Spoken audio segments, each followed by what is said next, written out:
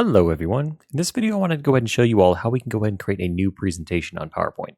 So in the previous videos I showed you how we can go ahead and create one from scratch once we open up the application, but you may be wondering, alright, I have one open, how do I go ahead and create another one? Maybe you need to create multiple PowerPoint presentations simultaneously. So how you can do this is you just have to head over to the File tab on your ribbon, come over here to New, and once you select it, it's going to be the same thing as if we had just opened up the application, where we can go ahead and decide do we want to open up a blank presentation or do we want to go ahead and select a template like we did before. So let's just go ahead and select blank presentation.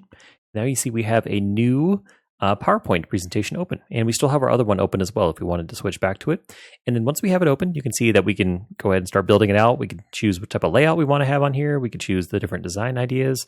We can go ahead and start prompting Copilot to see if we can get Copilot to help build out our presentation for us. So that is how you're actually able to create a presentation or a new presentation once you already have one open. And there is a keyboard shortcut for this as well. So if you press Control N on your keyboard, you can see now I have presentation 2 open. So if I minimize this one, presentation 1, and then I just open up another one using Control N. So now we have technically, I guess, 3 PowerPoint presentations open right now. But if you don't want to have to go through File and select blank and all that stuff, you could just do Control N on your keyboard and it'll open up a blank presentation for you.